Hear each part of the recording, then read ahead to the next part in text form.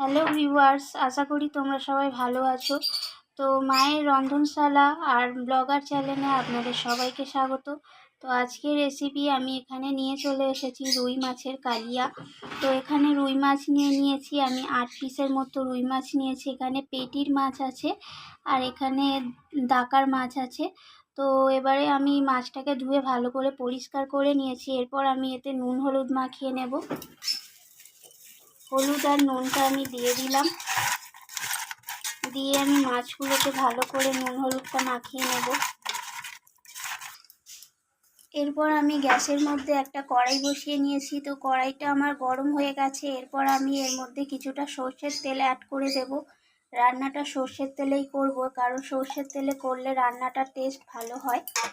তো তেলটা গরম হওয়া পর্যন্ত আমি অপেক্ষা করব, কেননা গরম না হলে মাছগুলো কড়ার মধ্যে লেগে যেতে পারে। আমি তেলটাকে ভালোভাবে কড়ার গায়ে মাখিয়ে দেব। এরপর আমার তেলটা গরম হয়ে গেছে। এরপর আমার মাছগুলোকে আমি ছেড়ে দেব।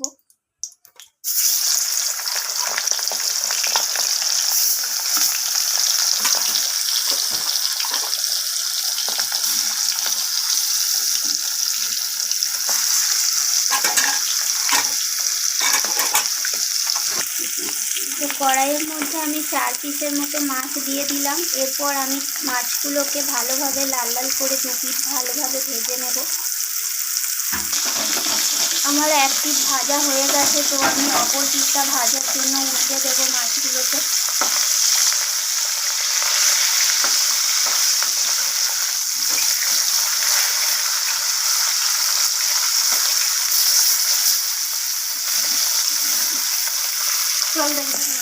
আমার মাছগুলো ভাজা হয়ে গেছে 2 পিসই ভালোভাবে লাল লাল করে। তো মাছগুলোকে আমি এবার একটা পাত্রে উঠিয়ে নেব।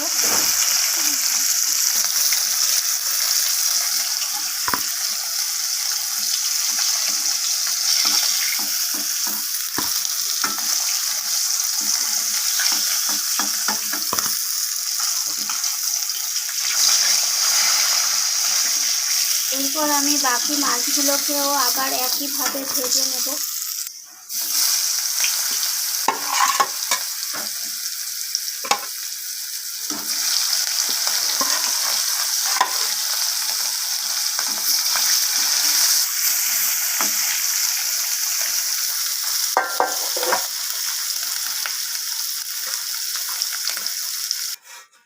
তো দেখো আমার সবকটা মাছ ভালোভাবে ভাজা হয়ে গেছে। এই যে আমার ভাজা হয়ে গেছে। তো এবার পরবর্তী স্টেপে যাওয়া যাক। এরপর আমি ওই মাছ ভাজারই তেলের মধ্যে আমি একটা শুকনো লঙ্কা দিয়ে দিলাম আর হাফ চামচের মতো কালো জিরে দিয়ে দিলাম ফোড়নে। তো ফোড়নটা আমি একটু ভাজা ভাজা করে নেব, নাড়িয়ে চাড়িয়ে। এরপর আমি আগে থেকে পেঁয়াজ বেটে রেখেছিলাম, তো পেঁয়াজ বাটাটাকে দিয়ে দিলাম কড়াইয়ের মধ্যে।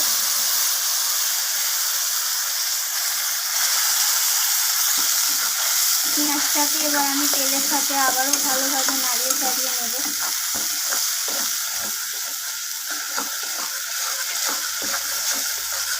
এরপর আমি একটা বড় সাইজের টমেটো পেস্ট করে রেখেছিলাম, সেই টমেটোটা দিয়ে দিলাম।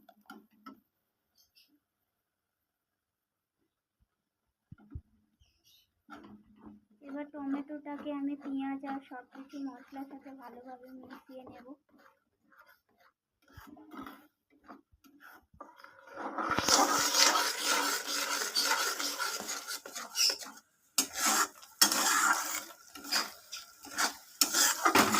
আমার ভালোভাবে মেশানো হয়ে গেছে।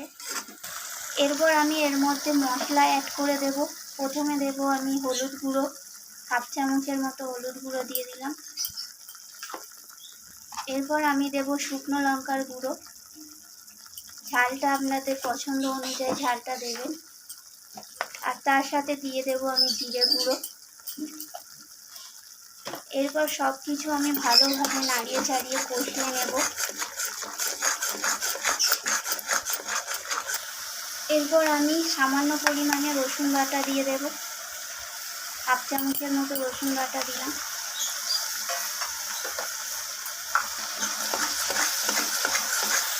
হাফ চামচের একটু বেশি আদা বাটা দিয়ে দিলাম। এরপর আমি মশলাটাকে আরও ভালোভাবে নাড়িয়ে নেব সব কিছুর সাথে। এরপর আমি স্বাদ মতো লবণ দিয়ে দেব। লবণটা আপনারা পরিমাণ অনুযায়ী বুঝে দেবেন লবণটা। এরপর আমি মশলাটাকে ভালোভাবে কষিয়ে নেব, তেল ছাড়াও ঠিক অপেক্ষা করব মশলাটা থেকে যতক্ষণ না তেল ছেড়ে দিচ্ছে। আমার মশলা থেকে তেল ছেড়ে দিয়েছে। আমি আগে থেকে কয়েকটা কাজু বেটে রেখেছিলাম, কাজু বাদাম, সেই কাজু বাদামটাকে দিয়ে দেবো। 5-6টার মতো কাজু বেটে রেখেছিলাম।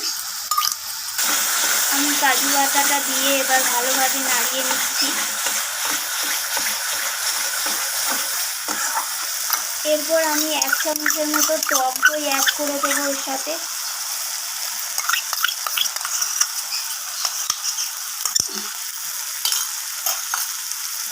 এরপর ভালোভাবে আমি সব কিছুর সাথে মশলাটাকে ভালোভাবে কষিয়ে নেব।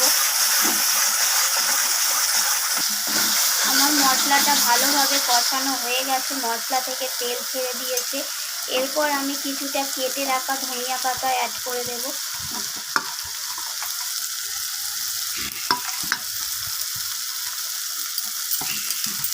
ধনিয়া পাতাটা দিয়ে ভালোভাবে নাড়িয়ে চাড়িয়ে নেব মশলার সাথে।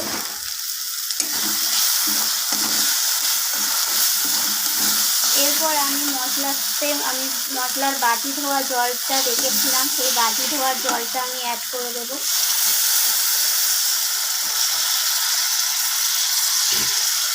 জলটা আপনারা যতটা গ্রেভি পছন্দ করবেন সেই অনুযায়ী জলটা আপনারা দেবেন।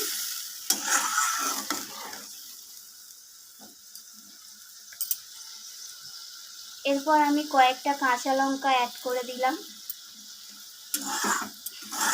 গ্রেভিটা ফুটে উঠলে তারপর আমি মাছগুলোকে দিয়ে দেব।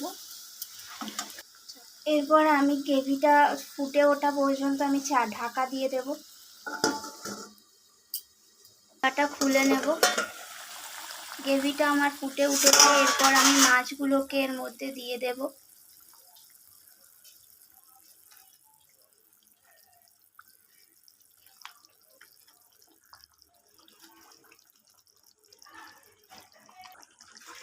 আমার সব কটা মাছ দেওয়া হয়ে গেছে গ্রেভির মধ্যে। এরপর মাছগুলো একটু ফুটে উঠলে আমি এটাকে নামিয়ে নেব। এই পর্যায়ে আমি কয়েকটা কাঁচা লঙ্কা এর মধ্যে দিয়ে দেব।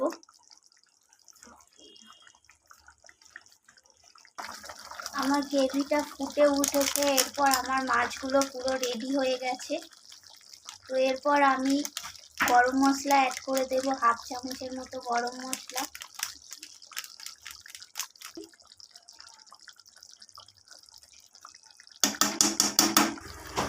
এরপর আমি সামান্য পরিমাণে একটু ঘি দিয়ে দিলাম উপর থেকে।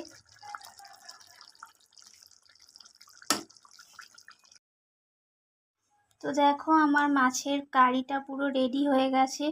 রুই মাছের এইভাবে তোমরা যদি কারিটা বানাও তো খেতে কিন্তু দুর্দান্ত লাগে।